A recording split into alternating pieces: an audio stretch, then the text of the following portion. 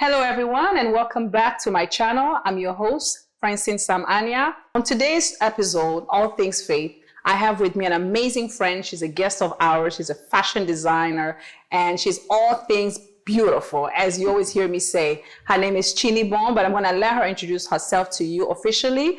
Welcome to our show, Chini. Hi, Francine. It's good to be here. Hi, everyone. My name is Chini Bon Ofokaja, and I'm an occupational health and safety consultant. I know Francine doesn't know about that, but that's fine. I'm also a fashion designer, but today we're going to talk about fashion designing. So is fashion a hobby? Because you say, since I don't know about that, the other profession, right? So I want to dig a little bit more into the fashion, but before I get into that, is it a hobby for you or is it something that is second nature to you? Well, fashion, I would say it was a hobby, or was it? I can't tell. But okay, let me start from saying that my grandmother was into fashion before the war, and she was good with what she does back then. So none of our kids picked that up, but I guess I'm the one that picked that up. So fashion and designing for me is inbuilt. So her desire was strong. Her desire was very strong. So it's continuing the legacy. Oh, if you say so, yes, of course. It's like continuing the legacy. Since we're focusing on the fashion, as you can see, guys, behind me are some amazing pieces that Chini makes.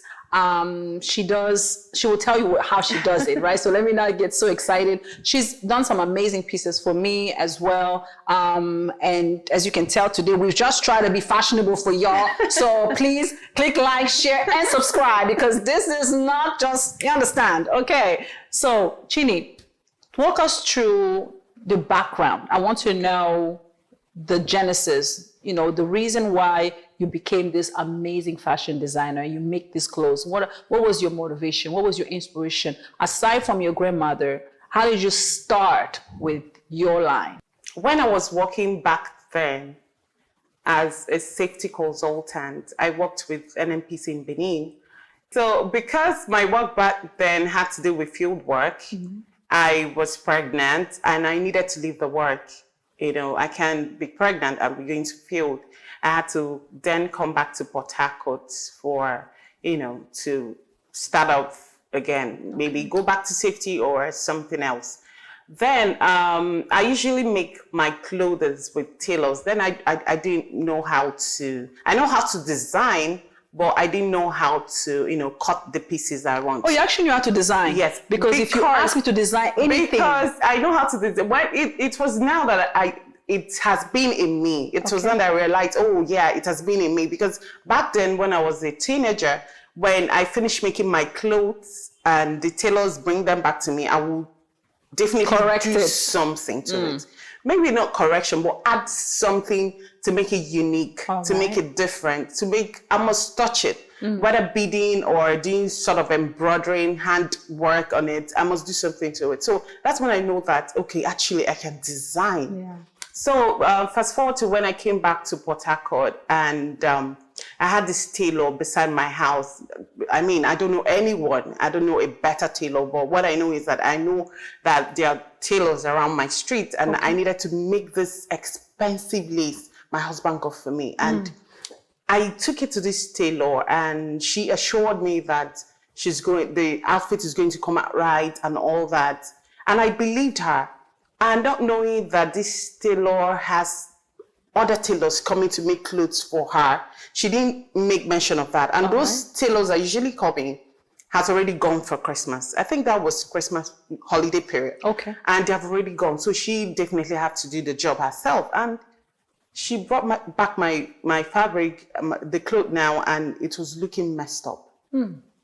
I was so pained because I know that she could have come out to tell me simply that she can't make that. She has other people making it for her. Or we can let it slide for the year, maybe next year when the tailors must have come back, something like that. And the lace was very expensive. And looking at the lace, there's nothing I can do. It's bad. It's bad. There was no integrity in how delivery and everything. Yeah. So there's nothing I can do. And I said, okay, then I was nursing my firstborn then.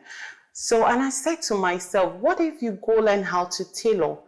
Maybe how to, do the basic cuttings here and there, so you can make at least for yourself Out of frustration. and your daughter. So that's how it all started. So I went for, I think that was 3 to 6 months. I can't remember, I'm not sure. Training school on how to cut patterns and how to, cut the basics. And that's how we started. Then I make clothes for myself and my daughter. And whenever anyone sees the clothes, they'll be like, oh, the clothes are beautiful. Who made them for you? Who designed it? Oh, the outfit is fine. Who designed it for you? And that's how I started. All right. Thank you so much for sharing that story with us. Wow. I'm so touched by it. And it's such an inspiring story. Whereas the next person, the stay-at-home mom, the stay-at-home, wife, who has had this kind of encounters and feels, the frustration, because I was not really into custom making, custom made, type of outfit. But I started getting into it, and I understand that thing that you just said, how someone you have this vision of what you want, and they give you something that you don't want, and you feel like your hands are tied because you can't really make it. So I'm inspired. Somebody like me, maybe one day, before I turn 100 years old, I'll go learn how to make clothes. But until then, I want to ask you this. What makes your clothes different or more special, I would say? I take your clothes, like, look at this piece behind. It's amazing. But what makes it more special compared to the other designer?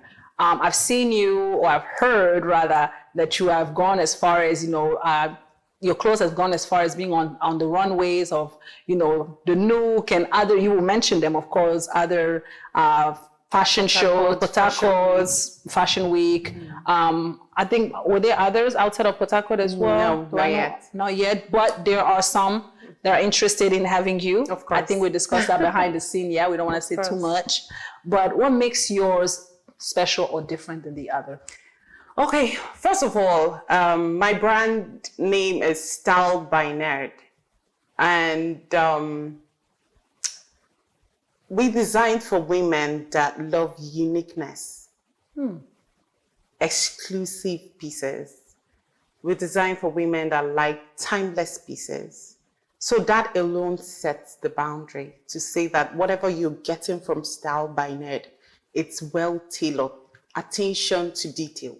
Are all your style kind of like this, like LV, you can kind of predict their logo, how it will be, their designs. Some fashion line are predictable, some are not predictable. Can also somebody bring their own design to you and say, okay, can you tweak this for me? Before she answered, I want to show you guys what she did to my hat. There's a little story behind this. I purchased a hat with her actually recently, and they had a little default, right? A little challenge, like I think the glue or something like that was kind of showing, and I was not pleased with it, so I wasn't going to take the hat, right? And she was like, well, let me see what I can do with it. Let me see how I can tweak it for you and make it more unique. And this is, can you see? This is the outcome. This is the final touch or product that came out of that kind of quote unquote mess that I encountered. I almost left the hat, and the hat is so beautiful. The colors, do you like? All right. So I wanted to, yes, because there are some people where their clothing line is predictable and some other aren't. So take us, into your process. Can I bring my own design? Like what I brought a hat that was already designed, and you just tweak it, or must it be only your design and it's the same? Well, because I'm going to answer that. First, we were able to do that to the hat because we have to get your exact size so that we can get that refined, precise fit for the wearer. So that's why we're always doing made to order. Then we also equally have our ready-to-wears, few ready-to-wears, like our kimonos that that they are one size or they are free sizes. Right. Like those big free dresses, coats, those ones we can run it for ready-to-wears. And those ones, it depends on the design. No, because I want to say, for the person who will be interested in just coming to your store, say, and they want to purchase something right off the rack. They may want to prepare themselves. Do you know what I'm saying? In the sense of, okay, I'm coming with a budget of so-and-so. Okay. And so that's why I wanted to let y'all know that our pieces are not for, they're amazing. I'm not saying that they're not affordable, but because of the fact that you say they're timeless pieces, they stay, you know, with the changes of the seasons, or however you want to put it, relevant in and throughout the season, in and out of season. That's why even the Bible says you have to kind of budget well for it. Budget well and a little heavy. Okay.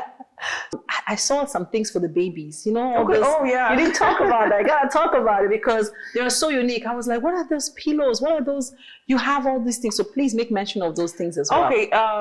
Okay. Let me make it more interesting. I started off Style by Nerd, just for women's wear line. That's how we started off, and along the line, we happen to have a lot of, I love fabrics. Yeah, beautiful, unique fabrics. And we started mostly with African prints. And I don't know if other people see the details or can communicate with you can see on kimono, right? Okay, can y'all see this beautiful? Okay, this is like a bustier and a pants, and then with the jacket. So can you stand? Can I? All right, just can you stand for a little bit, just a little bit, so we can see the bustier, just for a quick second. Okay, there's a crop top. Yeah, it's like here, the bustier, then the pants. Is it cut here? Is it cut here? What's here? Sorry, I have to touch. I hope I'm okay. This one, can you? Is it connected to this? No. It's separate. It's like a 3-piece. Ah. It's like a 3-piece. So you can wear it without. Yes, you can also wear it without the jacket. So. Beautiful. Please, you can have your seat. I just simply love this piece. I had to show you guys the detailing of the piece. So behind us, we have some pieces she has to show us today. There you have it with today's episode with Chini, Style by Nerd by Chini. She's an amazing designer. Look out for her. We're going to put down below all of the details of her. This amazing piece was designed by her and all these amazing pieces. Thank you so much for watching us and stay in faith. God bless you.